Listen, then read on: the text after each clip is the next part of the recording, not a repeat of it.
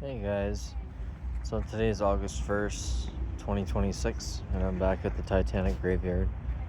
I've been here, as you know, many times, many videos on my channel. So let's go through and have a look. It's quite a crowd here today. I want to get that kid. Alright, let's go for a tour. Sad when it's just a number.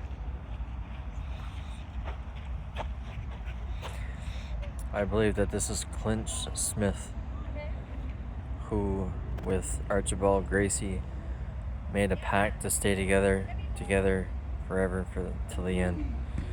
And the water washed Clint away, and Archibald Gracie never saw him again.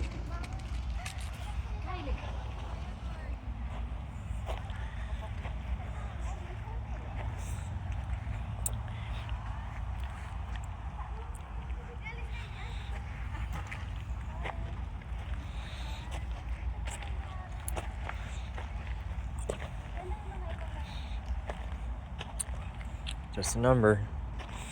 Terrible.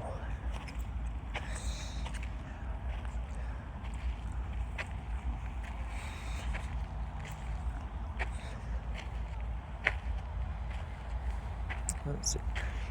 Oh, I've already talked about this person, John Hume. They called him Jacques, or Jock, yeah. He was one of the musicians, I believe, on the Titanic, and he had I believe it was his wife, was pregnant with his child,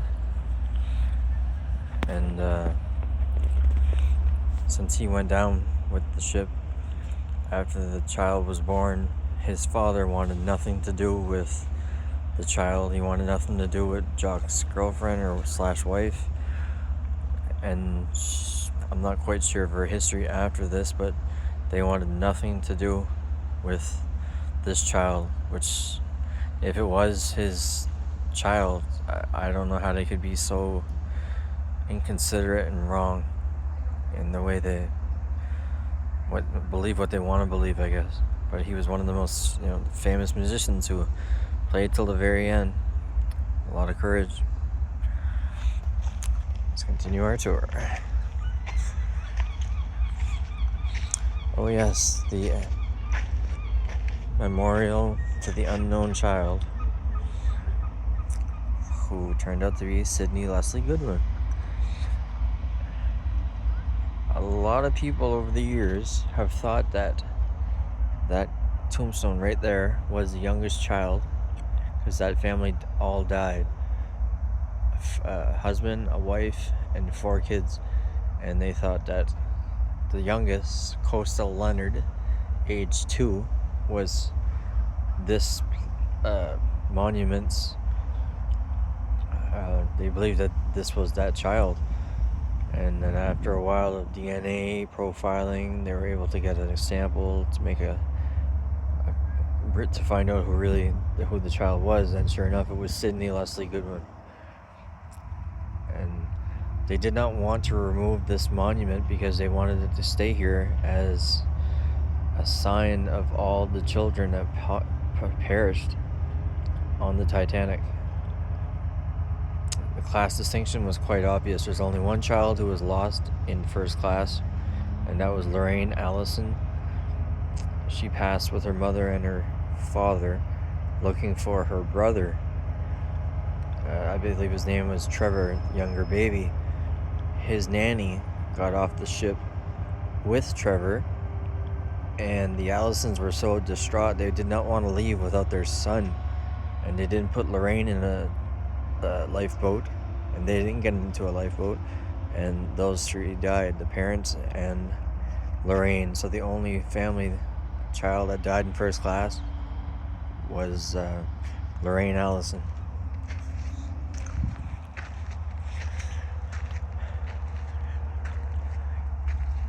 If you look at the way the tombs are laid out, they're laid out to be like a hull of a ship, which I suppose is fitting for the Titanic victims.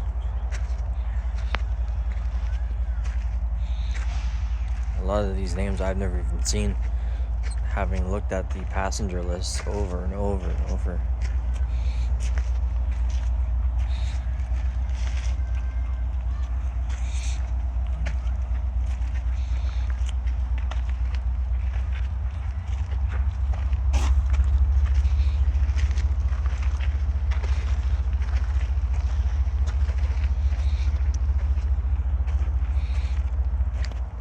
Oh, there are some names and some numbers. A lot more names here, which is really good to see. Identified and buried.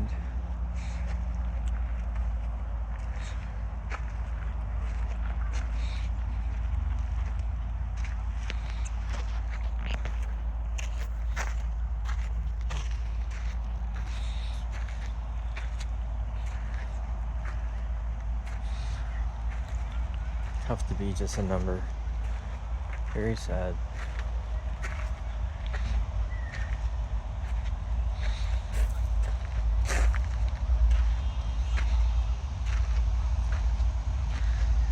Now they say that the Titanic sank with 1,500 people, 1,522 I believe. They say they went down with the ship. Now I don't know if that was just an expression, but over 130 bodies were recovered and taken to Halifax. There was other ones that the Mackay-Bennett buried at sea, and who could not be identified, second class, if even they were sewn into canvas bags and buried at sea. If you look like you were from first class, they would put you in a cardboard box for the duration to get back home to make preparations if they were going to be buried here, or if somehow the family wanted their bodies. But nobody could afford anything like that back then. So in a sense, Titanic did not sink with 1,500 people. When you bring back 130 bodies, then that takes the 1,500 number down. I'm not dissing it, I'm not saying anything like bad like that, but 1,500 people did not sink and cling on to Titanic. You know, like I said, the Mackay-Bennett went out, and then also another ship went out after that too to look for more bodies, because people just kept seeing them. The last body that was picked up was in June. A table steward, I believe, from the third class. They hauled him on board and collected his belongings, and they buried him at sea, sent his belongings to his friends, his family. So you can't have 120 people just like that. I mean, you have 120 people buried here. So it takes the number of 1,500 down to 1,400 and whatnot. I don't think a lot of people realize that.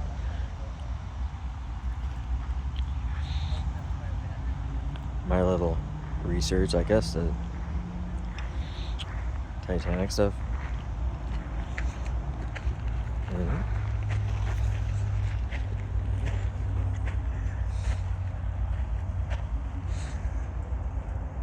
Actually, let's go over here. We didn't go over here yet.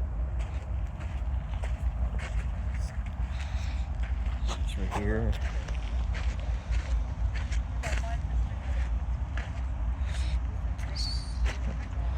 Okay, let's see here. Now right here is the grave of William Denton Cox. He was a first-class steward, and at an auction house, I believe in 2008, he had, from his body, or what he was found on him, he had 3 keys, and they said what they were for, what rooms and whatnot they were for. But anyhow, when there was a Titanic auction, I believe, and I'm not quite sure, but anyhow, the guy who was auctioning it off said that the keys were worth between $40,000 and $70,000. And I thought to myself, well, that's, wow, expect a set of keys for that price, but somebody to buy it, collectors and whatnot. I'm a collector, but not compared to a lot of the people in this world, that's for sure. I don't like how there's grass, like dirt. I want it to be grassy, They put the rocks, which just does. I mean, there is still grass, but the sand, it's, you don't want to be buried underneath sand that looks bad.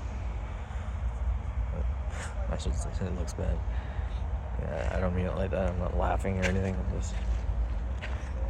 Oh, there's the infamous Jay Dawson, who has nothing to do with James Cameron's Titanic. Nothing. Pure coincidence. A Jay Dawson. He actually was Joseph Dawson. I believe he was an engineer who worked below on Titanic when he lost his life. He went down with the ship, that's for certain. So it's this.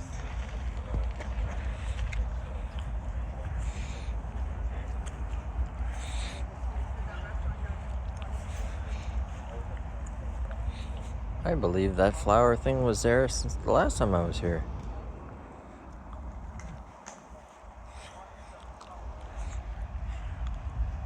I said it before too, I think. This name stands out for me. I'm not quite sure why, but it stands out.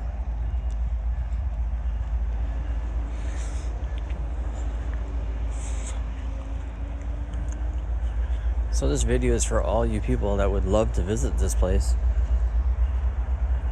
in Halifax, Nova Scotia. So I'll dedicate this video to you guys, because I live,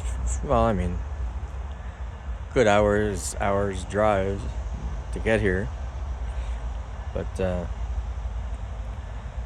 it's a very rewarding to be here and remember all the innocent souls that were lost, which is unbelievable. It should never have happened at all. Again, like I said, shaped almost like a ship would be shaped. Around, boom, starboard side right here, port side right here.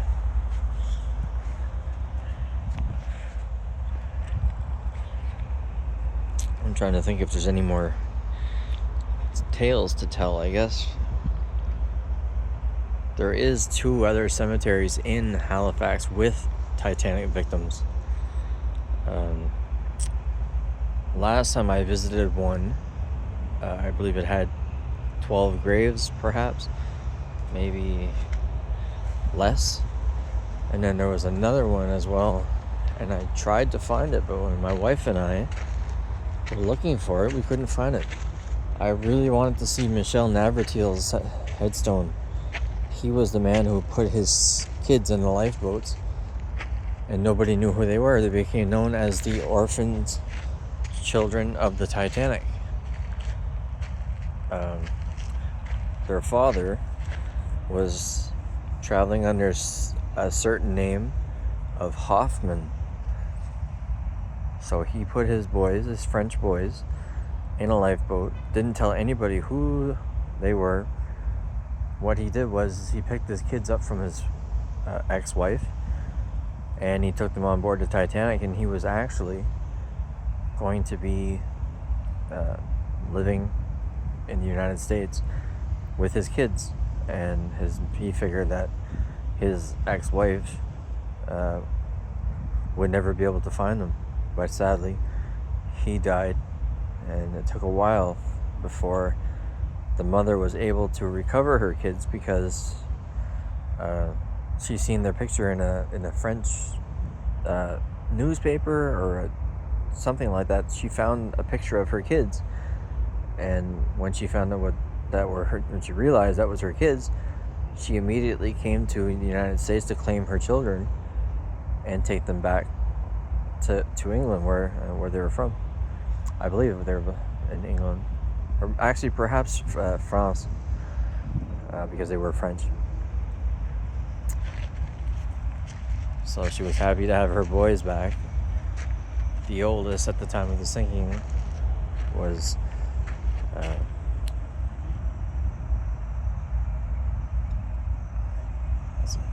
there. Was like Michel Navratil Jr., I believe was his son's name. And he was only 4 years old, but he remembers his father saying, tell your mother that I will always love her. And that made him very, very happy to hear that, even at 4 years of age.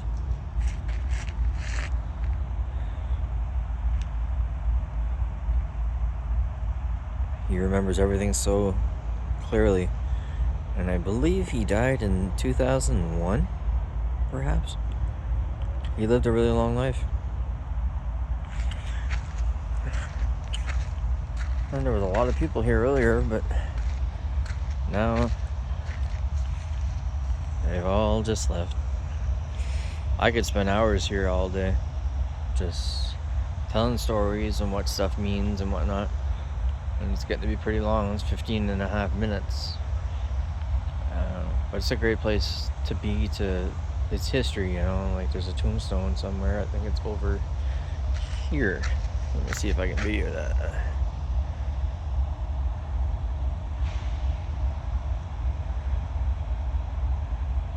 Right there. I'm gonna go closer to show you.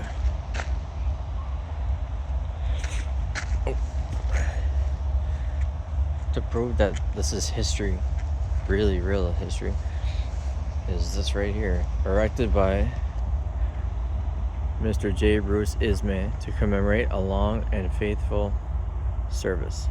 So J. Bruce Ismay, he was marked for the rest of his life for getting in a lifeboat.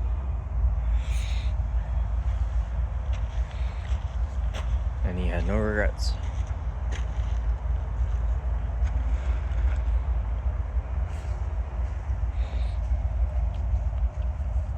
So I guess I'll end this now and get another wide shot. J. Dawson, Joseph Dawson, and him with the 20,000 or 40,000, 70,000 keys.